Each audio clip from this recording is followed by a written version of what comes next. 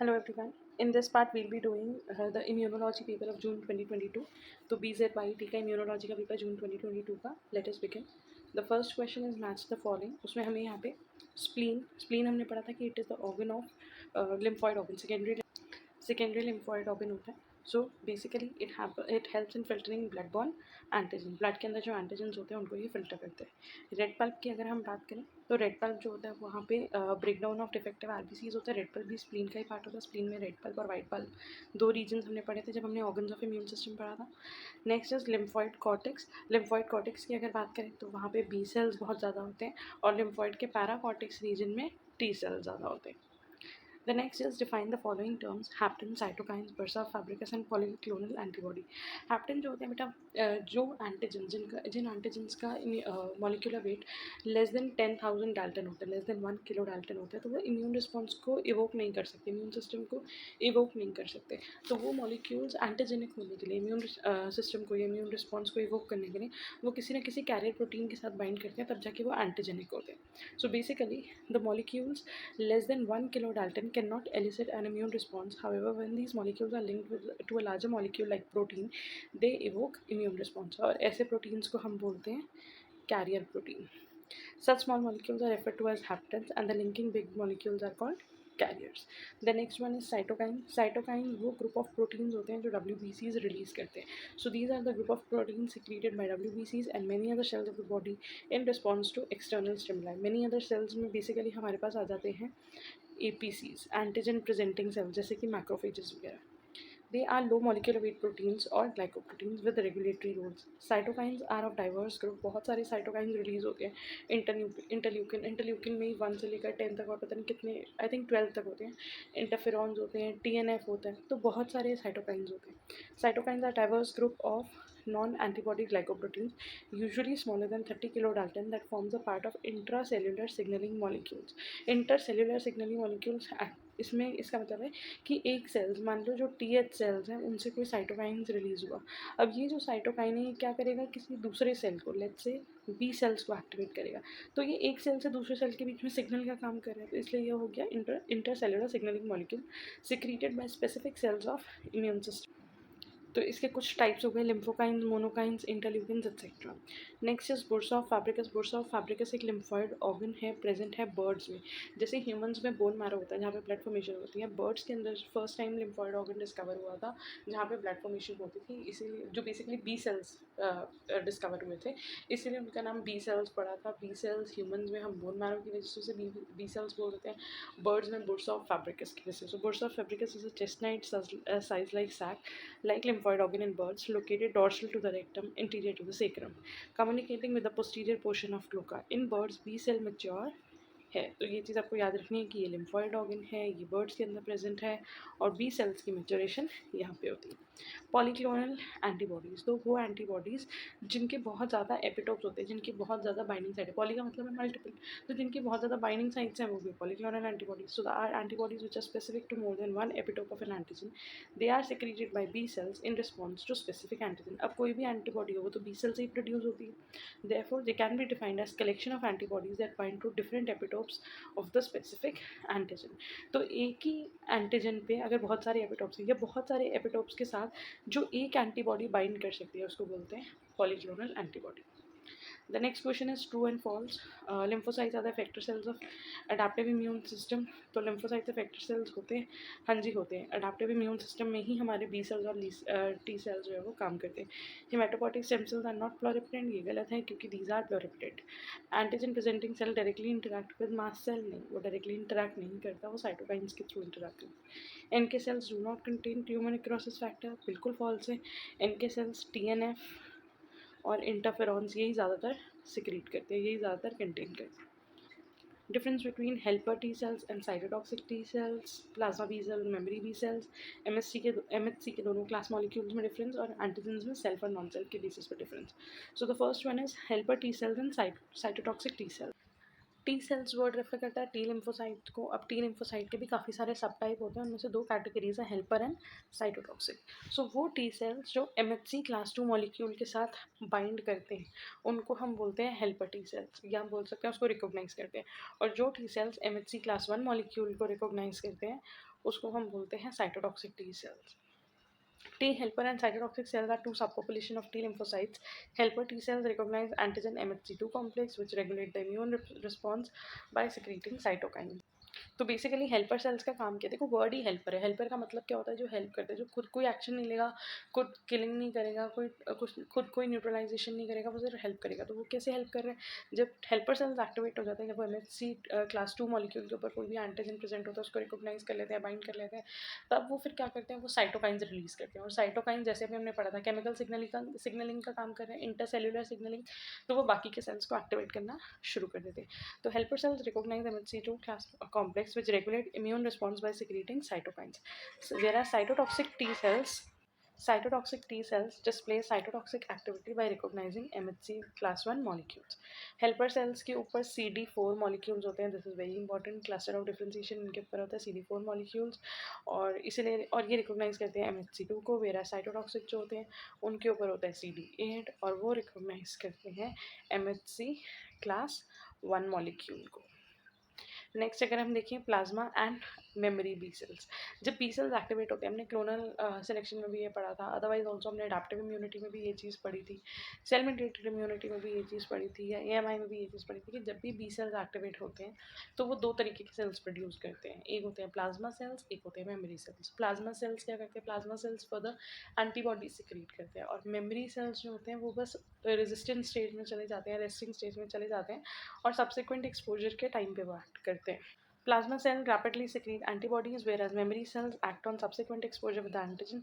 The key difference between the plasma cells and memory cell is that plasma cells are the final stage of B cell proliferation that produce antibodies, while memory cells are the dormant stage of B cell proliferation that remember the antigen and react immediately upon exposure to the antigen next time. तो plasma cell जो है वो final stage है, क्योंकि final actual में event क्या चाहिए हमें, एंटीबॉडीज़ की प्रोडक्शन चाहिए, वो कौन कर रहा है, प्लाज्मा सेल कर रहे हैं। तो plasma cell eventually antibodies produce कर रहे हैं, so this is how we are done.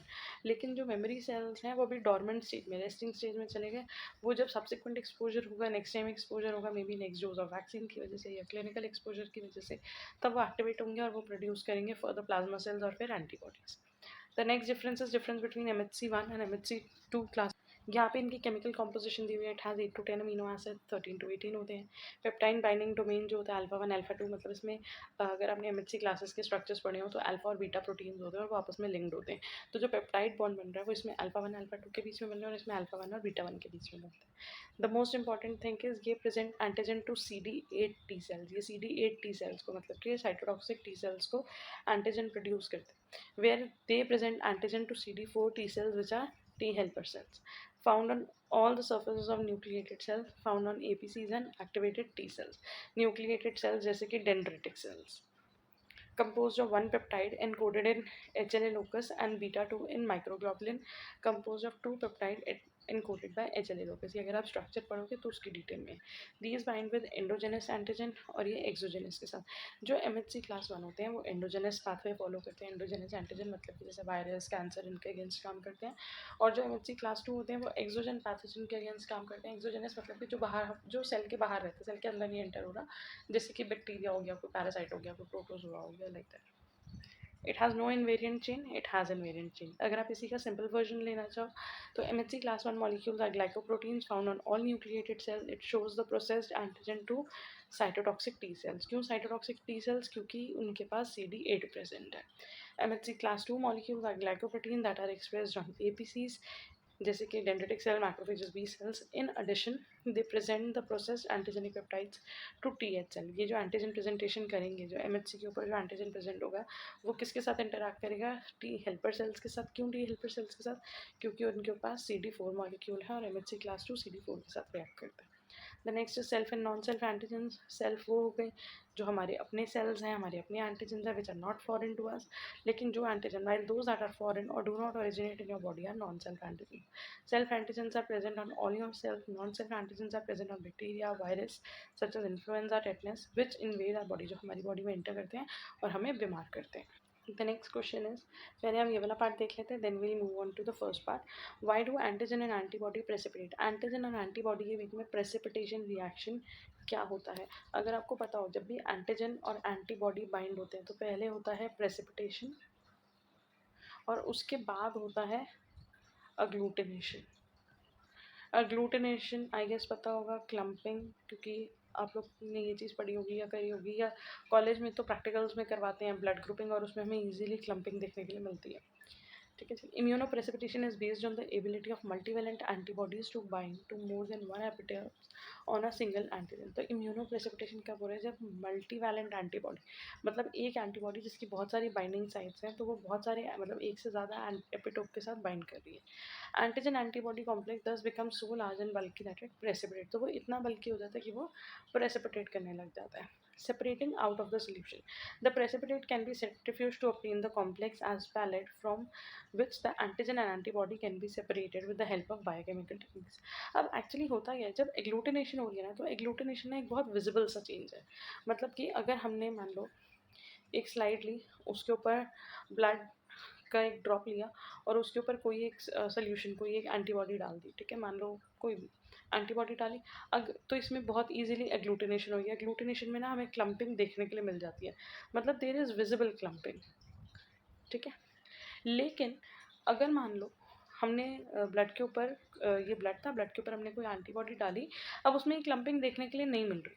ठीक है, क्योंकि क्या मतलब हुआ इसका कि वहाँ पे कोई एंटीबॉडी के साथ बाइंड कर, क्योंकि हमने तो एंटीबॉडी डाली ना, हम ये देख रहे हैं कि इसका कॉरेस्पॉन्डिंग एंटीजन है या नहीं है ब्लड में. ठीक है. अब एग्लूटिनेशन तो नहीं हुई, एग्लूटिनेशन नहीं हुई, इसका मतलब क्लम्पिंग नहीं हुई. Clumping is a visible process, मतलब we can see it, we can observe it through the naked eye. लेकिन अगर वो नेकेड आई में हमें नहीं नज़र आ रहा है, इसका मतलब ये नहीं है कि ये रिएक्शन हुआ ही है. मे बी ये हुआ है but it is at microscopic level. तो कभी कभी हम ऐसा भी करते हैं कि माइक्रोस्कोप में स्लाइड को देख लेते हैं तो हमें क्लम्पिंग नज़र आ जाती है. Otherwise the best and the standard procedure is कि हम ट्यूब एक्सपेरिमेंट्स करते हैं, उसके अंदर हम एंटीजन और एंटीबॉडी जिनको भी हम चेक कर रहे हैं, जिनका भी कॉम्प्लेक्स बनाना चाहते हैं, उनको हम मिक्स करते हैं और मिक्स करने के बाद सेंट्रीफ्यूज करते हैं. जब हम सेंट्रीफ्यूज करते हैं ना उसको, तो क्या होता है कि जो भी हमारी टेस्ट ट्यूब होती है उसके बॉटम में वो इकट्ठी हो जाती है. बॉटम में हमें एक बटन, जिसको हम सेल बटन भी बोल सकते हैं या हम बोल सकते हैं बॉटम के अंदर वो प्रेसिपिटेट जो है वो इकट्ठा हो जाएगा. The precipitate can be centrifuge to obtain the complex as pellet from which the antigen and antibody can be separated with the help of biochemical technique. अब ये जो हमें बटन मिलेगा, जो हमें pellet मिलेंगे, ये एंटीजन एंटीबॉडी का कॉम्प्लेक्स है और अगर हमें इन्हें अलग करना है तो there are various suitable techniques. Precipitation takes place only when the concentration of both antigen and antibody are equal. If either of the two antigen or antibody are in excess, the monovalent binding will be preferred, not resulting in the precipitation of the complex. अगर antigen बहुत ज़्यादा है तब भी proper binding नहीं होगी, अगर antibody बहुत ज़्यादा है तब भी प्रॉपर बाइंडिंग नहीं होगी. इसलिए जब भी हम ऐसे डाइल्यूशंस करते हैं, अगर हम एंटीजन और एंटीबॉडी को मिक्स करते हैं, जितने भी डायग्नोस्टिक्स में ऐसा होता है, तो उसके अंदर हमें प्रॉपर उनकी मेजरमेंट को फॉलो करना पड़ता है कि कितना माइक्रोलीटर हमें एंटीबॉडी लेना है या कितना माइक्रोलीटर हमें एंटीजन लेना है. Moving on to the next question, explain the process of T cell activation. तो टी सेल एक्टिवेट कैसे होते हैं वो हमें देखना है. T cell activation is an important step in cell mediated immunity. To activate, T cells must interact to APCs, which अब basically क्या है देखो, टी सेल्स तब तक एक्टिवेट नहीं होंगे, मतलब टी सेल्स किसको रिकॉग्नाइज करते हैं? एंटीजन को रिकॉग्नाइज करते हैं, जो कहाँ पे प्रेजेंट होता है, जो प्रेजेंट होता है एमएचसी मॉलिक्यूल्स पे. तो मान लो ये एक मैक्रोफेज है, मैक्रोफेज ने किसी पैथोजन को इनगल्फ करा, फैगोसाइटोसिस करके उसके एंटीजन को ब्रेक करा और इस एंटीजन को अब ये इसके ऊपर जो एमएचसी मॉलिक्यूल्स हैं इसके ऊपर ये इस एंटीजन को प्रेजेंट कर देगा. जब ये एंटीजन यहाँ पे लोड हो जाएगा तो फिर जो टी सेल्स होंगे, टी सेल्स के रिसेप्टर्स इसको रिकॉग्नाइज करेंगे और इसके साथ बाइंड करेंगे. दैट मीन्स टी सेल को बाइंड करने के लिए क्या होना ज़रूरी है? एमएचसी मॉलिक्यूल्स का होना बहुत ज़रूरी है, तभी टी सेल्स जो है वो बाइंडिंग करेंगे. सो T cells must interact to antigen presenting cells. Mature naive T cells circulate continuously. Naive T cells का मतलब होता है जो अभी तक इम्यूनो कॉम्पिटेंट नहीं बने. इम्यूनो कॉम्पिटेंट का मतलब है कि ये सेल्स डेवलप हो गए हैं, मेच्योर हो गए हैं, लेकिन अभी तक किसी एंटीजन या किसी पैथोजन के एक्सपोजर में नहीं आए, तो अभी तक they are just freely moving here and there. Mature naive T cells circulate continuously into secondary lymphoid organs like lymph nodes, spleen, etc. via bloodstream to identify antigen infected cells. और ये जब घूम रहे होते हैं तो उस टाइम पे ये ब्लड को फिल्टर कर रहे होते हैं, ब्लड के अंदर ये फाइंड आउट कर रहे होते हैं कि कोई सेल्स ऐसे हैं जो एंटीजन से इन्फेक्टेड हो, and return back to the blood. T cells only recognize antigen peptides which are properly processed by MHC molecule. ये उन्हीं एंटीजन्स को रिकॉग्नाइज करेंगे जो MHC मॉलिक्यूल पे प्रेजेंट हो रहे हैं. T cells do not attend antigens without MHC molecules. Hence T cells are MHC restricted cells. This is very important point कि ये MHC restricted cells होते हैं. When mature naive T cells recognize specific antigenic peptide MHC complex on the surface of the antigen presenting cell, the activation process is started. तो जब कोई mature naive T cells किसको recognize करते हैं, उन्हें एक complex मिलता है किसका, एंटीजन और MHC का. मतलब कि MHC के ऊपर एंटीजन लोडेड है. जब उन्हें ये complex मिलेगा तो T cells जो है वो एक्टिवेशन उनकी शुरू हो जाएगी. अब वो एक्टिवेशन में बेसिकली 3 स्टेप्स हैं. T cells co-receptors recognize specific antigen peptides present on the MHC molecules on the surface of dendritic cell या APC. तो बेसिकली क्या है, अब मान लो ये है एक T cell. T cell के ऊपर भी रिसेप्टर्स है, तो ये हो गए TCR, T cell receptor. T cell receptor जो है वो बाइंड करेंगे, रिकॉग्नाइज करेंगे इस MHC मॉलिक्यूल के साथ और ये बाइंड करेंगे. तो T cell जब MHC मॉलिक्यूल के साथ बाइंड कर रहे हैं तो किसकी हेल्प से कर रहे हैं, T cell रिसेप्टर की हेल्प से कर रहे हैं. T cell co-receptors recognize specific antigen presented on MHC molecules on the surface of APCs. CD4 T cells receptor binds with the specific antigen of MHC2. ये हमने भी डिस्कस करें कि CD4 जो होते हैं वो बाइंड करते हैं MHC2 के साथ, CD8 जो होते हैं वो बाइंड करते हैं MHC1 के साथ. अपॉन प्रॉपर बाइंडिंग, अगर आपको ये लर्न करने में कन्फ्यूजन होती है ना, सीधा एक चीज़ याद रख लो कि प्रोडक्ट होना चाहिए 8. This is how I remember it. Product 8 होना चाहिए. तो 4 2 ज़ा 8, तो CD4 किसके साथ बाइंड करेगा, MHC2 के साथ. 8 1 ज़ा 8, तो CD8 किसके साथ बाइंड कर रहा है, MHC1 के साथ. दो it is very silly but it is helpful for me.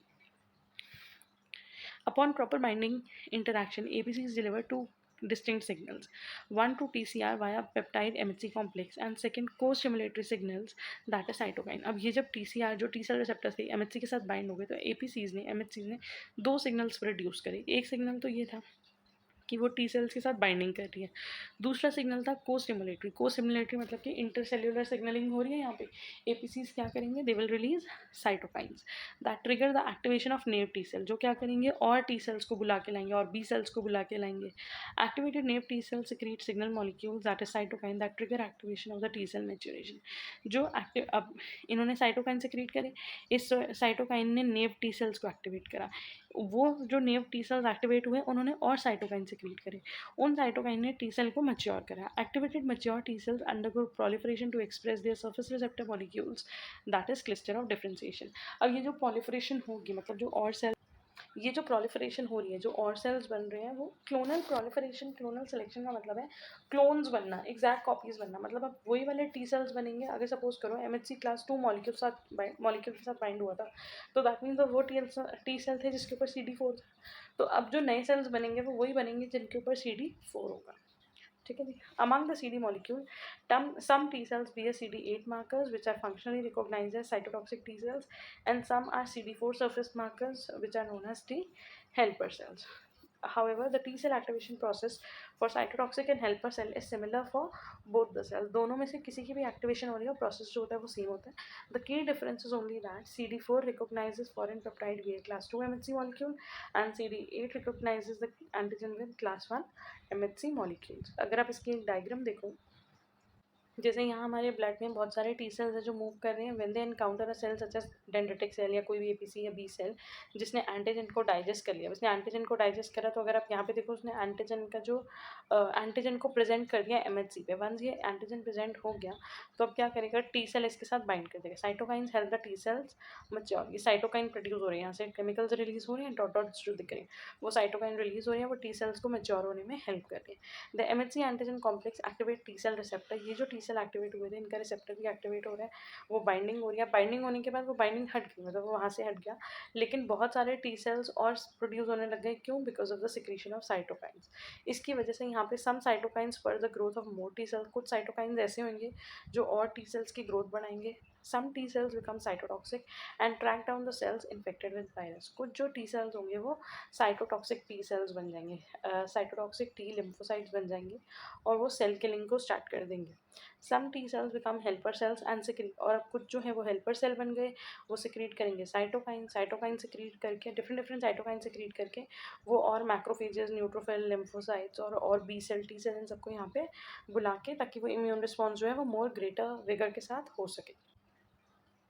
So the next question is, how is the classical complement pathway activated? हमारा जो complement pathway है, complement pathway वाले में भी हमने पढ़ा था complement system में कि कुछ proteins होते हैं, there are 3 pathways जो हमने पढ़े थे, classical, alternate और lectin pathway, mannose lectin pathway। तो यहाँ पे हमारा क्वेश्चन है कि क्लासिकल पाथवे जो है वो एक्टिवेट कैसे होता है। क्लासिकल पाथवे एक्टिवेट होगा जब एंटीजन एंटीबॉडी कॉम्प्लेक्स बनेगा। So antigen antibody complex triggers the classical pathway. It involves complement component C1, C2 and C4. The antibodies IgM and IgG bind to the antigen as they enter into the body. तो जब antigen enter होगा और उसके साथ antibodies की binding start होगी, जैसे IgM IgG, तो उस it causes conformational change in antibodies FC region exposing a binding site for component C1। तो उसकी वजह से जो एंटीबॉडी का FC रीजन है, जो कॉन्स्टेंट रीजन है, उसमें कॉन्फर्मेशनल चेंजेस आएंगे, जिसकी वजह से वो कॉम्प्लीमेंट 1 प्रोटीन के साथ बाइंड करेगा। Complement 1 protein is a large multimeric protein complex that consist of 1 C1q, 2 C1r and 2 C1s सब यूनिट्स। तो यहाँ पे 3 सब यूनिट्स हैं, C1q, C1r और C1s, in the ratio 1:2:2। C1q interacts with FC region of the antigen bound antibody. C1r and S protease are involved in the cleavage of C4 and C2। तो यहाँ पे C1s जो था, C1 जो था वो bind करा एंटीजन एंटीबॉडी जो कॉम्प्लेक्स बन रहा है उसके साथ, C1q बाइंड करा। उसके बाद बाकी के जो C1 के सब यूनिट्स थे वो ब्रेक डाउन कर रहे हैं C4 को और C2 को। C4 ब्रेक डाउन होकर डिवाइड हो जाएगा C4a, C4b में, larger one and the smaller one में, और C4a जो है वो डिफ्यूज अवे हो गया, द स्मॉलर वाला हमें नहीं चाहिए, और C4b जो है वो फर्दर एक्टिवेट करेगा और अट्रैक्ट करेगा C2 को। तो अगर आप यहाँ पर डायग्राम देखो, एंटीजन एंटीबॉडी बाइंड होंगे तो C1 इनके साथ बाइंड होगा, C1 bind to antigen antibody complex causing the complement component C2 and C4 to split. ये जो C2 और C4 थे ये स्प्लिट हो गए। स्प्लिट होने के बाद fragments from C2 and C4 combine to form enzyme called C3 convertase. तो C3 कन्वर्टेज अगर वन वर्ड में पूछा जाए कि किस कॉम्बिनेशन को हम C3 कन्वर्टेज बोल रहे हैं, तो हम बोलेंगे C4b and C2a। C4b C2a। जब ये C2 दो मॉलिक्यूल्स में ब्रेक हुए ना, तो वो है 2a एंड 2b। उसमें से 2b हमें नहीं चाहिए था, 2a चाहिए था। जब एक सेकेंड C4 ब्रेक हुआ तो वो ब्रेक हुआ 4a 4b में, C2 ब्रेक हुआ तो वो भी ब्रेक हुआ 2a और 2b में। फाइन। अब उसके बाद इसमें से एक लार्जर होता है, एक स्मॉलर होता है। तो यूजुअली हमें जो चाहिए वो चाहिए 4b और 2a, 4b और 2a। ये डिफ्यूज़ होकर सिरम में या ब्लड में घूमते रहेंगे। तो हमारे पास कॉम्प्लेक्स बना C4b C2a, और इस कॉम्प्लेक्स को हम बोल सकते हैं C3 कन्वर्टेज। C3 कन्वर्टेज का मतलब है अब ये C3 को कन्वर्ट करेगा, मतलब ये C3 को ब्रेक कर देगा C3a और C3b में। तो अगर आप यहाँ पे देखो C3 convertase, C3 converters split into two. One of the fragment from C3 join C3 converters to form C5 converters। तो एक फ्रैगमेंट जो है वो इसको ज्वाइन कर लेगा और अब ये क्या बना लेंगे, C5 कन्वर्टेज।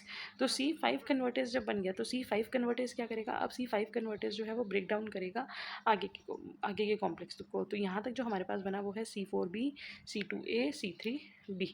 तो C3b इसके साथ ज्वाइन हो गया, और जब C3b इसके साथ ज्वाइन हो गया तो अब ये क्या बन गया, C4b 2a 3b, and now this is C5 convertase। C5 convertase जो बना वो C5 कन्वर्टेज अगेन C5 को ब्रेक करेगा C5a C5b में।